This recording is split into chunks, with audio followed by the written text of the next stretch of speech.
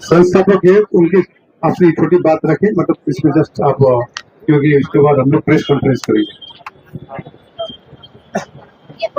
बहुत बहुत साधुवाद आदरणीय लामा जी। बोध गया वो धरती है जहां पर भगवान बुद्ध के प्रथम उद्गार हमें सुनने को मिले। अनेक जाति संसारन संधा विसंग अनिविसंग गह कारक गवे संतो दुखा जाति पुनः पुनः गह कारक दिठोसी पुनः गेहं ना कहासी सब बातें फासु का बग्घा गह कूटं विसंखितं विसंखार गतं चित्तं तणहानं खय मच्चिगा। यहीं से भगवान बुद्ध ने ये घोषणा की कि ये जो जन्म, लामा जी, कि ये जो जन्म मरण का जो भाव चक्कर है, इसका कारण मुझे पता लग गया है। मैंने जो घर बनाने वाली तृष्णा है उसको देख लिया है, कारण जान लिया है। तो कोई मूर्ख ही होगा कारण जानने के बाद उसे समाधान ना करे। तो भगवान बुद्ध ने कारण जान लिया, उसे समाधान ढूंढ लिया और समाधान ढूंढने के बाद उस कारण को समूल नष्ट कर दिया। इसीलिए कहा कि तृष्णा का नाश कर दिया, निर्वाण को प्राप्त कर लिया और उस असीम सुख को प्राप्त किया जिसकी ओर शायद ही इस संसार का कभी ध्यान जाता हो। धम्पद में कहा गया है, सरितानि स्नेहितानि च सोमसानि भवन्ति जंतुनो ते सोतिस्ता सुखे सुनो ते वे जाति जरूपगनरा। कि सुख की चाह में पड़े हुए प्राणी बार बार इस जन्म मरण दुख बुढ़ापा रोग इसके भव चक्कर में बार बार फंसते चले जाते हैं। ये वो ज्ञान है जिसको कोई भी जान ले तो मुझे नहीं लगता कि इससे कोई दूर हो पाएगा या इसकी तरफ ना आ पाए। भगवान बुद्ध ने कहा है कि नए परिसंग विलोमानी नए परिसंग कथा कथन अतनो व्यवेक्य कथानी अकथानी च। कि दूसरे क्या कर रहे हैं दूसरे क्या नहीं कर रहे हैं यह मत देखो, हम क्या कर रहे हैं और हम क्या नहीं कर रहे हैं ये बहुत महत्वपूर्ण है।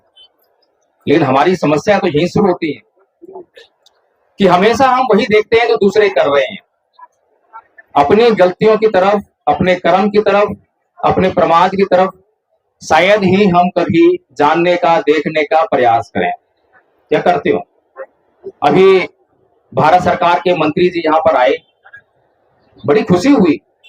उन्होंने कहा कि मैं बुद्धिस्ट हूं, हर्ष हुआ, बुद्धिस्ट हैं, लेकिन 45 दिन हो गए आंदोलन चले हुए। 45 दिन तक उनको सही सूचना नहीं हो, मुझे नहीं लगता। पहले ही दिन सूचना लग गई होगी और सूचना लगे न लगे, लेकिन महाबोधि बिहार में जो एंक्रोचमेंट हो रहा है क्या उनको उसकी जानकारी नहीं है? क्या हमें इस आंदोलन को करने की जरूरत थी? क्या उनको जब भारत सरकार में, लामा जी मैं अगर बोलना चाहता हूं तो मुझे अनुमति मिलनी चाहिए, अगर झूठ बोल रहा हूं तो रोका जाए। हमें हर एक व्यक्ति की जिम्मेदारी को तय करना पड़ेगा। जब तक हम जिम्मेदारी को तय नहीं करेंगे, जो हमारा प्रतिनिधित्व कर रहे हैं उनकी जिम्मेदारी को तय नहीं करेंगे तो प्रतिनिधित्व का क्या फायदा, हमारा काम नहीं होगा। हम केवल उनको नायक बनाते रहेंगे, नायकों की पूजा करते रहेंगे और हम उसी तरह से जिस प्रकार से नकली काम नकली खाना हमें नुकसान देता है बार बार नुकसान को झेलते रहेंगे। नकली काम की भी बात करेंगे, लेकिन अभी जो मंत्री जी आए हैं, जब वो मंत्री बने प्रथम बार जो एमपी बनकर जो संसद में पहुंचे तभी उनके ऊपर ये जिम्मेदारी आ गई थी। उन्होंने कहा कि मैं बौद्ध हूं।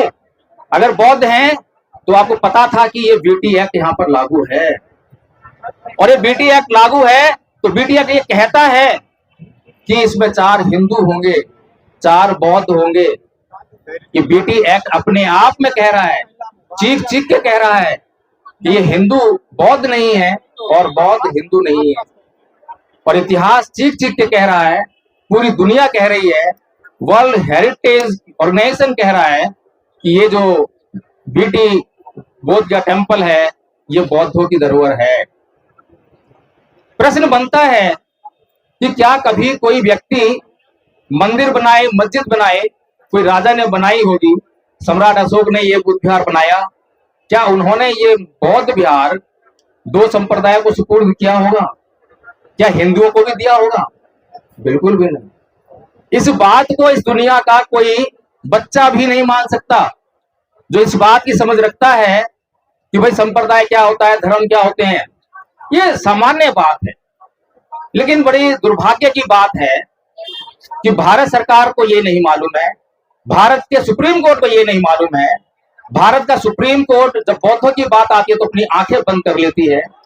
जैसे ही भारत में हिंदुओं के मंदिर में कोई मुसलमान घुस जाए, अछूत घुस जाए, कोई ऐसी घटना घट जाए जिससे उनकी भावनाएं आहत हो, तो सुप्रीम कोर्ट तुरंत संज्ञान ले लेता है। लेकिन बौद्धों के बुद्ध विहार में, जहां भगवान बुद्ध ने ये कर्मकांड, अंधविश्वास, पाखंड का पूरे जीवन भर विरोध किया, और उसी पाखंड अंधविश्वास को कुछ लोग जो है उस बुद्ध विहार में दिन दहाड़े करते हैं, हमारे सामने करते हैं, तो उससे हमारी कितनी भावनाएं आहत होती होंगी। इस बात का संज्ञान ना तो भारत सरकार लेती है, ना भारत का सुप्रीम कोर्ट लेता है। समस्या उनकी नहीं, जो उनका चित्त है, चित्त की स्थिति है, चित्त में अगर आपराधिक प्रवृत्तियां हैं तो अपराध ही करेंगे। लेकिन ये हमारे ऊपर, अभी मैंने कहा ना, धम्पद में कहा गया है कि नया प्रसंग लो मानी, नया प्रसंग कथा कथन अतनोव्य व्यक्ति कथानी कथानी च। दूसरे क्या कर रहे हैं, क्या नहीं कर रहे हैं, इससे हमें कोई सरोकार नहीं होना चाहिए, अधिक सरोकार नहीं होना चाहिए। सबसे पहले अपनी जिम्मेदारी तय करनी चाहिए कि जो हमें करना चाहिए था, क्या हमने वो किया?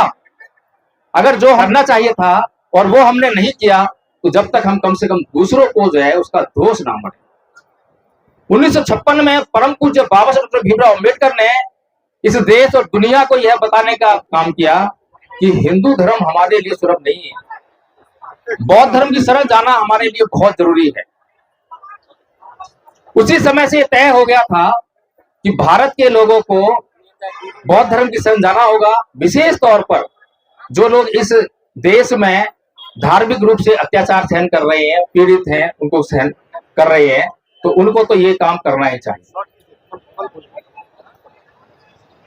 चलिए, शॉर्ट बोलना है तो थोड़े से मैं यही कहना चाहूंगा कि परम पूज्य बाबा साहब डॉक्टर भीमराव अम्बेडकर ने जो इस देश के लिए काम दिया था कि भारत को बौद्ध में करना है, और जब वे बौद्ध धर्म ग्रहण कर रहे थे, उनकी एक शिकायत थी।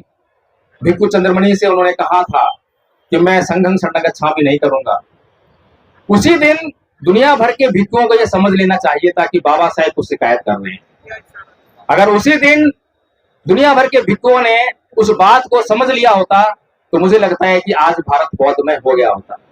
लेकिन समस्या ये है, मैंने कई लोगों से पूछा, दिल्ली में प्रेस कॉन्फ्रेंस हुई, वहां पर पूछा कि मुझे बताने का कष्ट करें कि इस आंदोलन का नेतृत्व कौन कर रहा है, कोई भिक्षु संघ है क्या? किसी भिक्षु संघ के अंदर ये पावर है कि वो ये घोषणा कर सके, निर्णय कर सके कि कौन सा असली भिक्षु है, कौन सा नकली भिक्षु है? कोई जवाब नहीं मिला। अगर किसी संघ के अंदर कोई संस्था ऐसी नहीं है तो हम किसके लिए मांग कर रहे हैं? अगर कल को हमारी ये मांग सरकार मानने भी लगे तो 4 बौद्ध तो अभी भी बीटीएस में है ना। आप में से कोई बताए कि क्या वो बौद्ध हैं? और अभी भी जो है मुझे लगता है इंटरनेशनल लेवल पर भारत का रिप्रेजेंटेशन बौद्ध लोग जाते होंगे वहां पर। क्या वास्तव में जिन लोगों को आप बौद्ध कहते हो, जिन लोगों को आप बौद्ध कहना चाहते हो, वे ही जाते हैं? मुझे लगता है कि हमसे ज्यादा अच्छी तरह से सरकार ने बौद्धों की व्यवस्था कर रखी है, नकली बौद्धों की व्यवस्था। अगर आपको किसी दुकान पर जाना है घी लेने के लिए और आपको असली घी और नकली घी की पहचान हो, तो मुझे लगता है कि दुकानदार की हिम्मत नहीं होगी कि आपको नकली घी दे दे। हिम्मत होगी क्या? लेकिन अगर आपको नकली घी और असली घी की पहचान ना हो तो नकली घी ही लेकर आओ। यही भारत में हो रहा है। और सबसे बड़ी समस्या क्या है, जब किसी भिक्षु के बारे में जांच परख की जाती है तो उपासक लोग बोलते हैं रहने दो, ये अपने लोग हैं। अब बताइए, जो माँ अपने बच्चों के गुनाहों को छुपाती फिरती है, गलतियों को छुपाती फिरती है, उसके बच्चों का भविष्य क्या होगा? क्या सुधरेंगे वो? कोई गारंटी, बिगड़ेंगे। पक्का बिगड़ेंगे। इसीलिए ये जो गलतियां छुपाने का जो मामला चल रहा है कि ये हमारा बौद्ध संघ है, भिक्खु संघ है, रहने दो नहीं।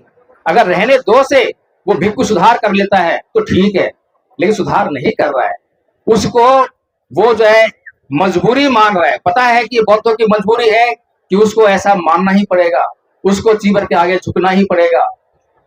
और भिक्खु संघ नहीं है तो कोई निर्णय करने वाला नहीं है। मैंने एक मुस्लिम से पूछा कि क्या इस्लाम दारू पीने इजाजत देता है? कहता है नहीं। मैंने कहा जो मुसलमान दारू पीते हैं उनके लिए क्या व्यवस्था है? कोई व्यवस्था नहीं है, वो भी मुसलमान है।